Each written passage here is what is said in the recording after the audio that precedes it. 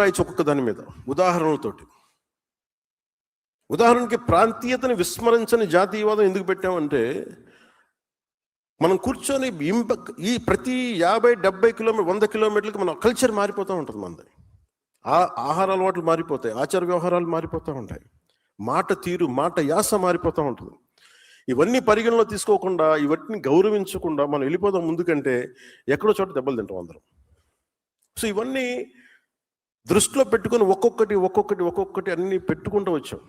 దానికి మీరందరూ కూడా నాకు తెలిసి మీరు 90s ఉన్న వాళ్ళు ఉంటారు, లేదంటే కొంతమంది 80s పుట్టిన సీనియర్ నాయకులు కాకుండా మిగతా వాళ్ళందరూ కూడా కరెక్ట్గా చెప్పాలంటే 2007 నుంచి మీరు 20-25 వయసులో ఉండుంటారు మీరు అందరూ, మిగతా వాళ్ళని పక్కన పెడితే. సో ఇది మీరు భవిష్యత్తు మీరు సరైన నిర్దేశంగా ఇవ్వగలిగితే, అందుకే నేను ప్రత్యేకించి మిమ్మల్ని ఉద్దేశించి మీరు భావితరాలకు మీరు ఎంతో కొంత ఉదాహరణ అవ్వాలనే నేను ఈ 7 సూత్రాలని ప్రతిపాదించాను. ఇది చాలా కీలకం. అంటే మీరు ఎందుకు దీన్ని అర్థం చేసుకోవాలి అంటే నేను నా భావాన్ని మీరు అర్థం చేసుకోలేనప్పుడు, కేవలం పదవి కోసమే అనుకున్నప్పుడు మటుకు మీరందరూ కలెక్టివ్గా ఫెయిల్ అవుతారు. ఇప్పుడు ఉదాహరణకి నేను కూర్చోబెట్టి ఎందుకు మనకి పర్యావరణాన్ని పరిరక్షించే అభివృద్ధి ప్రస్థానం అని ఎందుకు ఆ మాట మాట్లాడామంటే, ఉదాహరణకి మన అమరజీవి జలవాహిని పేరు పెట్టినప్పుడు నాకు అనిపించింది, గోదావరి నది పారే ప్రాంతాలు ఇవన్నీ. అంటే కరెక్ట్గా 10 అడుగులు తీస్తే నీళ్ళు వచ్చేస్తాయి, మంచి నీళ్ళు. ఇదివరకు ఇష్టారాజ్యంగా తవ్వేశాం. అది మన అవసరాలు కావచ్చు, మన ఆర్థిక అవసరాలు కావచ్చు, మన ఆశ కావచ్చు, వ్యాపార విధానానికి కావచ్చు, ఆదాయానికి కావచ్చు. కానీ ప్రాసెస్లో ఏం చేసామంటే, మనం నీళ్లు ప్రవహిస్తున్నప్పటికీ నీళ్లు తాగలేని పరిస్థితుల్లో పెట్టేసుకున్నాం మన ఆర్థిక ప్రణాళిక. అందుకని ఇప్పుడు ఏం చేస్తున్నాం, మళ్ళీ అక్కడి నుంచి ఒక రిజర్వాయర్ నుంచి నీళ్లు తెచ్చుకొని మళ్ళీ అందరికీ 3,000 కోట్లు 3,000 పైచీలు కోట్లు ఖర్చు పెట్టి నీళ్ళు అందిస్తున్నాం. అంటే మనం మనకి పర్యావరణాన్ని పరిరక్షించుకోలేకపోతున్నాం. మళ్ళీ దానికోసం అదనంగా అంటే మనకి ఎలా ఉందంటే, ఉన్న నీళ్ళని ఉన్న సహజ వనరులను చంపేసుకొని నానా చండాలం చేసేసి మళ్ళీ అప్పుడు ఖర్చు పెట్టే పరిస్థితి. అంటే ఉన్న భూమిని చంపేసుకొని మార్స్కి వెళ్దాం అన్నట్టు ప్లాన్ లాంటిది.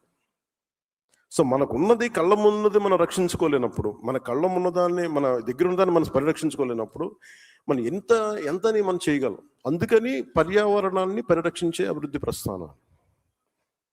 అలాగే ప్రాంతీయతను విస్మరించిన జాతీయవాదం అంటే మనం ఎంత జాగ్రత్తగా ఉండాలి అని అనడానికి, నేను చాలాసార్లు కొన్ని ట్వీట్స్ చేస్తున్నప్పుడు ఇది మన రాష్ట్ర సమస్య కాదు కానీ మాట్లాడుతూ ఉంటారు కొంతమంది, నాకు కూడా సలహా ఇస్తారు. అంటే ఉదాహరణకి బంగ్లాదేశ్లో అక్కడ హిందువుల్ని చంపేస్తున్నారు, దీని మీద కూర్చొని ఇప్పుడు నేను ట్వీట్స్ చేస్తుంటే కొన్నిసార్లు, ఇప్పుడు లేదు కానీ కొన్ని సందర్భాల్లో నా దగ్గరికి మనకెందుకు సరే అన్నీ అంటారు. అంటే నువ్వు భారత రాజ్యాంగం మన ఎంపీస్ ఉన్నారు, మనం ఉన్నాం, భారతదేశం రాజ్యాంగాన్ని కట్టుబడి మనం ప్రమాణం చేస్తున్నామని చెప్తాం. అలాంటప్పుడు భారతదేశంలో ఉన్న ప్రతి ఇష్యూ మందే. అది ఎందుకు కూడా చెప్తున్నాను, ప్రాక్టికల్ కూడా ఎందుకో చెప్తున్నాను అంటే, ఉదాహరణకి అంటే నేను ఇదేదో ఒక చప్పట్లు కొట్టించుకోవడానికి లేదంటే basically we have to understand this part. గతసారి మనం బందర్కి వెళ్ళినప్పుడు లేదంటే తెనాలికి వెళ్ళినప్పుడు కొన్ని సందర్భాల్లో మన 2018-2016లో చాలామంది ఏం చెప్పేవాళ్ళు అంటే, ఉదాహరణకి గోల్డ్ పార్క్ వెళ్ళాం, మన బందర్లో గోల్డ్ టెక్ పార్క్ అది బందర్లో చిలుకలు రోల్ గోల్డ్ చేసేది. అలాంటి చోట్ల వాళ్ళు ఏమంటారంటే, ఉదాహరణకి మనకి తెనాలి నుంచి వీళ్ళందరూ వచ్చే కూడా చాలామంది స్వర్ణకారులు వెస్ట్ బెంగాల్ నుంచి చాలా చీప్ లేబర్ వచ్చేస్తున్నారు సార్, మాకు ఉద్యోగాలు పోతున్నాయి, మాకు ఇదివరకు లభించినందుకు ఉపాధి రావట్లేదు. అప్పట్లో మనకు అంత అవగాహన ఓకే రాష్ట్రం నుంచి వస్తుంటారు కదా, దానికని ఎందుకు వస్తున్నారు ఏంటని చూస్తే, మనకి బంగ్లాదేశ్లో ఉండే వ్యక్తులందరినీ రోహింగ్యాలో గొడవలప్పుడు అందరిని తరివేస్తే, బర్మాలో కావచ్చు, అంటే మన నేబరింగ్ కంట్రీస్లో ఇంపాక్ట్, అక్కడ ఒక గొడవ జరిగి అక్కడి నుంచి వచ్చే మైగ్రేషన్ ల్యాండ్ లాక్డ్ కాబట్టి వాళ్ళు రకరకాల ప్రాంతాల్లో స్థిరపడిపోయి, అది ఈవెన్ మన బందరు తెనాలికి కూడా వచ్చేసినాయి అవన్నీ.